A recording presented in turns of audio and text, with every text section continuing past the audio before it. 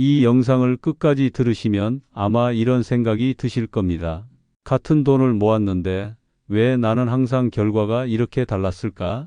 먼저 한 가지 사실부터 말씀드리겠습니다. 지난 20년 동안 아주 평범한 선택 하나 때문에 노후 자산의 크기가 완전히 달라진 사람들이 실제로 존재합니다. 특별히 돈을 많이 번 것도 아니고 위험한 투자를 한 것도 아닙니다. 단지 돈을 두는 장소와 방식이 달랐을 뿐입니다. 그런데 흥미로운 점이 하나 있습니다. 이 차이를 만든 선택은 결코 비밀도 아니고 일부 부자들만 아는 정보도 아닙니다. 오히려 너무 오래전부터 존재해왔고 너무 단순해서 많은 사람들이 나중에 알아봐야지 하고 지나쳐온 방식입니다. 오늘 이야기의 핵심은 이것입니다. 어떤 분들은 같은 기간 동안 같은 금액을 모으고도 왜 은행에 맡긴 사람보다 훨씬 여유 있는 노후를 맞이했을까요? 그리고 더 중요한 질문이 있습니다. 이 차이는 앞으로도 계속 벌어질까요? 아니면 지금이라도 따라잡을 수 있을까요? 지금부터 드릴 이야기는 투자 기법을 나열하는 시간이 아닙니다. 오히려 무엇을 하지 말아야 하는지, 그리고 어떤 구조 안에 있어야 하는지를 차분히 설명드리는 시간입니다. 잠시 후에는 이런 내용도 함께 살펴볼 겁니다. 왜 대부분의 사람들이 열심히 모아도 결과가 만족스럽지 않은지, 왜 같은 시장에 투자해도 어떤 사람은 꾸준히 남고 어떤 사람은 중간에 포기하는지, 그리고 왜 전 세계의 연금과 은퇴 자금이 특정한 방식으로 움직이고 있는지 말입니다. 특히 오늘 영상의 후반부에서는 같은 금액을 같은 기간 동안 모았을 때 선택 하나로 최종 결과가 얼마나 달라지는지 실제 숫자를 놓고 비교해 드릴 예정입니다.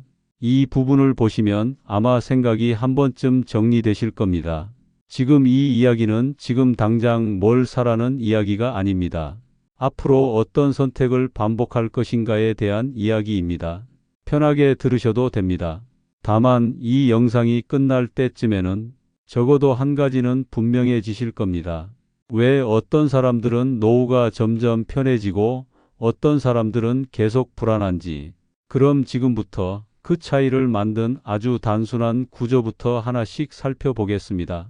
같은 기간 동안 같은 금액을 성실하게 모았는데 어떤 사람의 노후 통장에는 3억 원이 남아 있고 어떤 사람의 통장에는 1억 6천만 원이 남아 있습니다.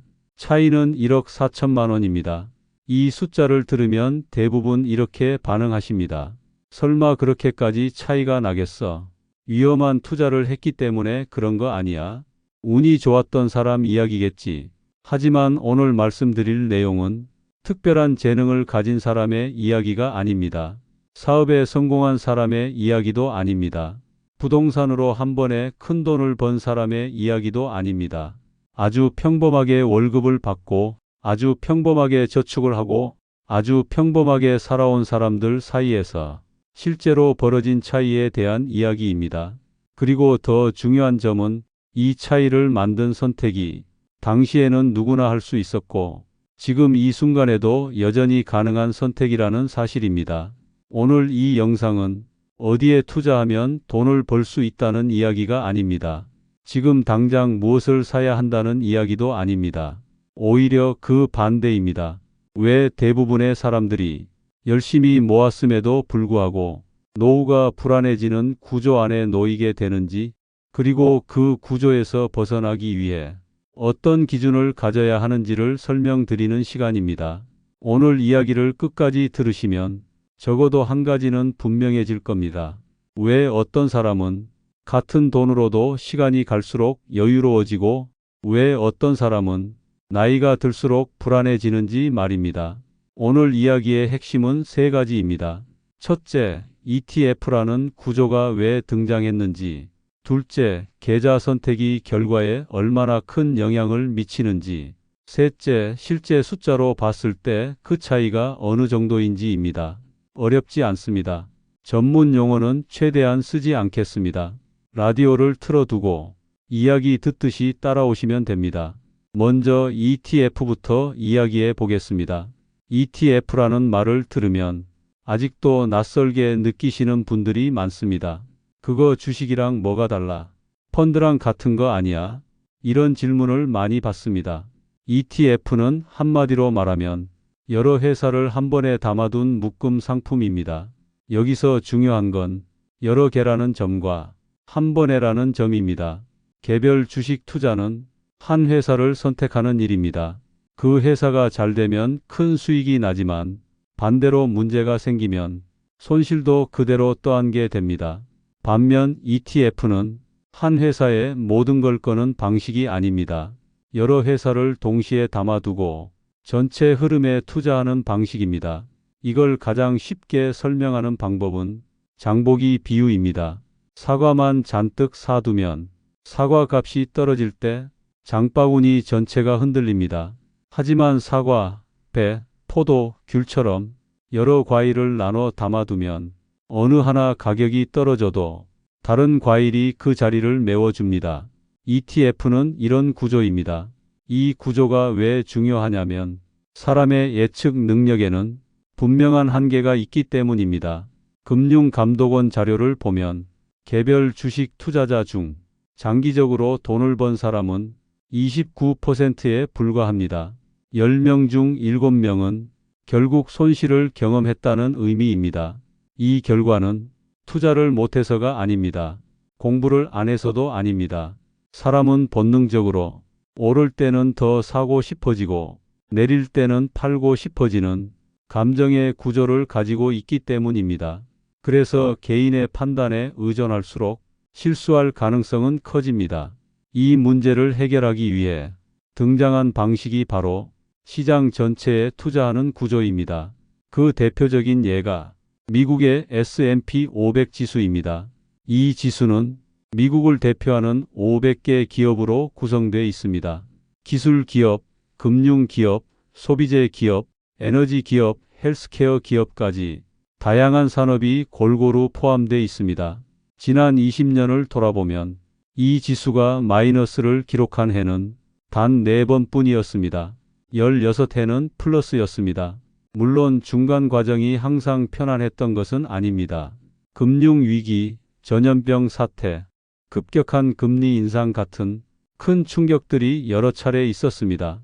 그때마다 시장은 크게 흔들렸고 뉴스에서는 늘 위기라는 단어가 등장했습니다.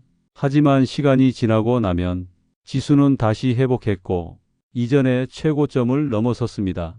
이게 바로 개별 기업이 아닌 시장 전체가 가지는 회복력입니다.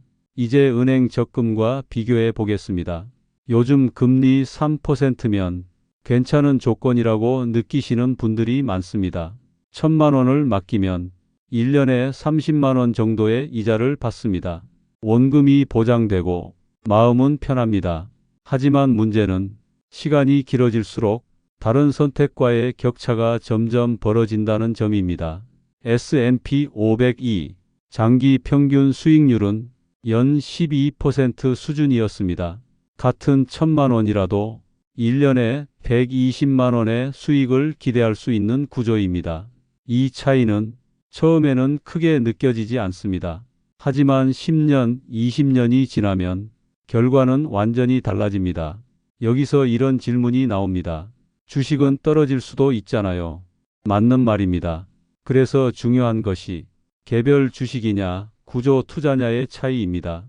2022년을 떠올려 보십시오.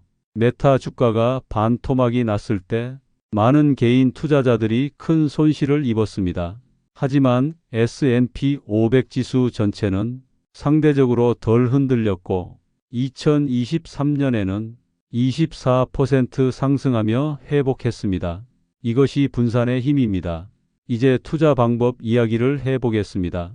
S&P 500에 투자하는 방법은 크게 두 가지입니다. 미국에 상장된 ETF를 직접 사는 방법과 국내에 상장된 ETF를 활용하는 방법입니다. 미국 ETF에는 SPY, VOO, IVV, SPLG가 있습니다. 수익률은 거의 비슷합니다. 차이는 가격과 수수료, 그리고 접근성입니다. 특히 SPLG는 한 주 가격이 비교적 낮아 소액으로 시작하기에 부담이 적습니다. 하지만 여기서 반드시 짚고 넘어가야 할 것이 바로 세금입니다. 미국 ETF를 직접 사면 연간 수익 중 250만 원을 초과하는 금액에 22%의 세금이 부과됩니다. 반면 국내 상장 ETF는 계좌 선택에 따라 세금 구조가 완전히 달라집니다. 대표적인 것이 ISA 계좌와 연금저축 계좌입니다. ISA 계좌는 일반형 기준 200만 원, 서민형 기준 400만 원까지 비과세이며 초과분도 9%대 세율이 적용됩니다. 연금저축 계좌는 연말 정산에서 세액 공제를 받고 나중에 연금으로 받을 때 3.3에서 5.5%만 세금을 냅니다. 숫자로 보면 차이는 더욱 분명해집니다. 미국 ETF로 1,000만 원의 수익을 내면 세금으로 165만 원을 내야 합니다. 같은 수익을 ISA 계좌로 국내 ETF에서 냈다면 약 79만 원만 내면 됩니다. 차이는 86만 원입니다. 이제 실제 시뮬레이션을 보겠습니다. 매달 50만 원씩 20년 동안 은행 적금에 넣으면 연 3% 기준 약 1억 6,400만 원이 됩니다. 같은 돈을 S&P 500 ETF에 연 8% 수익률로 투자하면 약 2억 9,700만 원이 됩니다. 차이는 1억 3,300만 원입니다.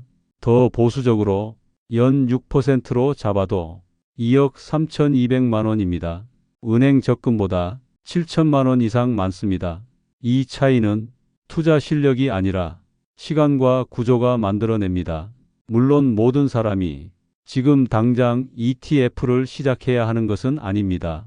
3년 안에 큰 지출 계획이 있거나 빚이 있거나 생활비 여유가 없다면 원금 보장이 먼저입니다. 하지만 준비가 끝났다면 그 다음은 구조입니다. 자동으로 꾸준히 감정에 흔들리지 않고 계속 갈 수 있는 구조 말입니다. 오늘 이야기의 핵심은 이것입니다. 노후 자산은 용기의 문제가 아니라 구조의 문제입니다.